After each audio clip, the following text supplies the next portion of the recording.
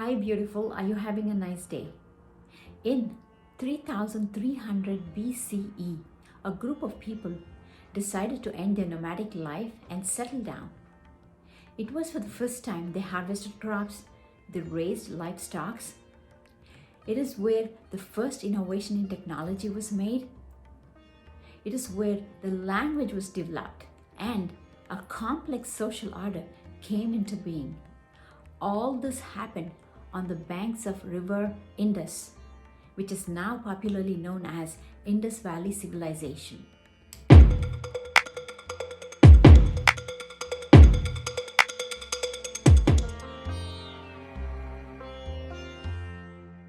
How did such a beautiful Indus Valley civilization perish?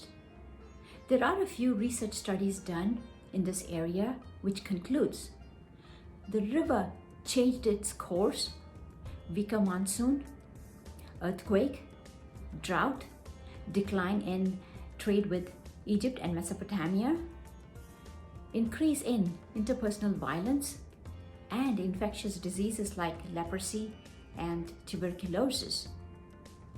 People living in this area moved eastwards and southwards.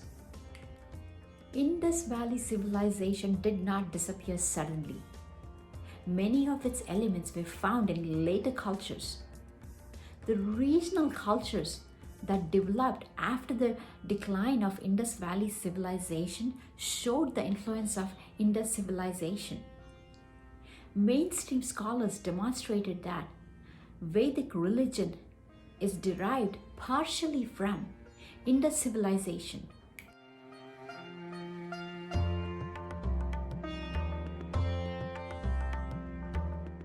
According to consensus in modern genetics, modern humans arrived on the Indian subcontinent from Africa between 73,000 and 55,000 years ago. Tiny groups of them began entering from northwest of the Indian subcontinent. It seems initially they came by way of coast.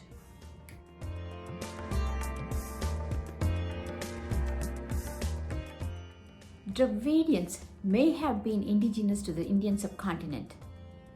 Their origin is a complex subject of research and debate.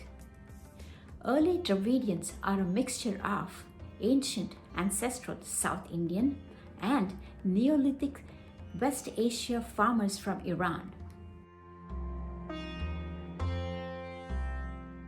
Around the time when Indus Valley civilization perished, Indo-Aryan tribe from Central Asia migrated several times into Punjab, located in northwestern region of India. Their Vedic period was marked by the composition of the Vedas. It's a large collection of hymns of these tribes, orally composed and transmitted in Vedic Sanskrit, very sacred to Indians. Caste system evolved. Vedic period lasted from about 1500 to 500 BCE. The Sanskrit epics, Mahabharata and Ramayana, were written during this period. Mahabharata today is one of the longest single poem in the world. It may have been based on a small-scale conflict, possibly about 1000 BCE, which was eventually transformed into a gigantic epic war by bards and poets. The existing texts of these epics are believed to belong to the post-Vedic age between 400 BCE and 400 CE.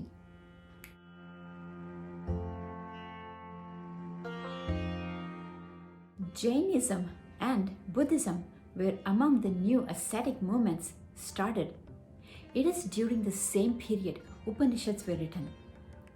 Vedic Brahmanism synthesized with the pre-existing religious culture of the subcontinent, giving rise to Hinduism. Therefore, Hinduism was not started by any single individual. Simply put, it's a set of practices that's come down from ages. Golden Age of India happened during Mauryan Empire in 4th and 3rd BCE. They conquered most part of Indian subcontinent. Literature flourished. This period witnessed religious and intellectual revival. Aspects of Indian civilization, culture, administration, and religion spread to much of Asia, which led to the establishment of Indianized kingdom in Southeast Asia.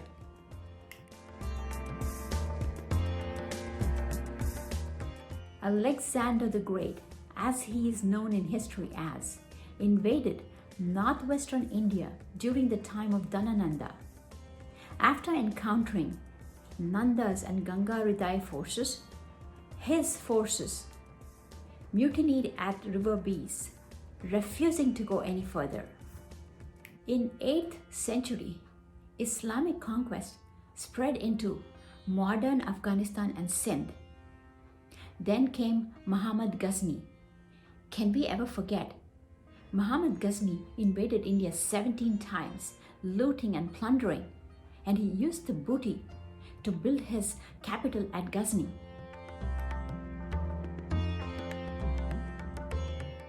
The Delhi Sultanate was founded in 1206 CE by the Central Asian Turks in early 14th century, who ruled a major part of the northern Indian subcontinent, but declined in late 14th century and saw the advent of the Deccan Sultanate and Bengal Sultanate.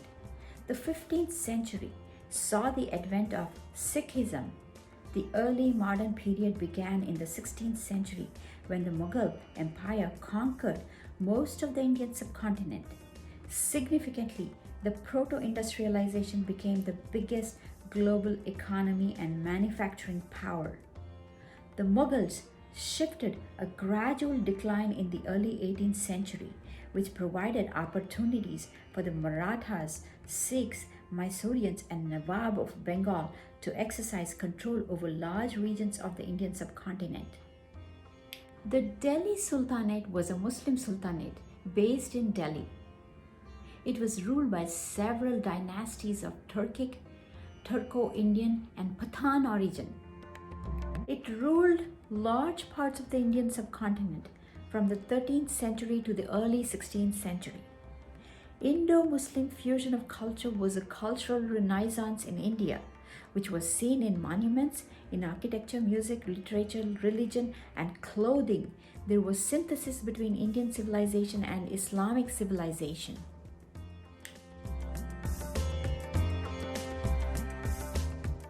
Internal conflicts among Indian kingdom gave opportunities to European traders to establish their political influence and appropriate lands. After Dutch came the British and French. They were both able to establish trading outposts in India. European exploration was a turning point.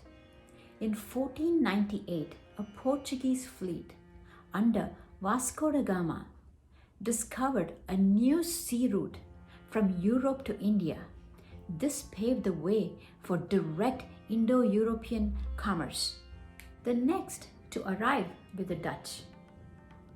They were defeated in the Battle of Colachel by the Kingdom of Travancore in the Travancore-Dutch War, after which they never posed a threat to India. They in fact were not able to recover from their defeat. Spice trade in Kerala attracted traders all over the world to India. The early modern period of Indian history is dated from 1526 to 1858 CE, corresponding to the rise and fall of Mughal Empire. From the mid-18th to mid-19th century, India was gradually annexed by the East India Company. East India Company was a chartered company. It had sovereign power and it acted on behalf of the British government. Dissatisfaction with company rule in India led to the Indian Rebellion of 1857, which led to the dissolution of the company. India was afterwards ruled directly by the British Crown in the British Raj. After World War I, A nationwide struggle for independence was launched by the Indian National Congress, led by Mahatma Gandhi, and noted for non-violence. In 1947, British Indian Empire was partitioned into Dominion of India and Dominion of Pakistan, each gaining its independence. In the comments below, write what you think about Indian history. See you in my next video. Share this video, subscribe, hit the notification bell, and give me thumbs up if you like the video.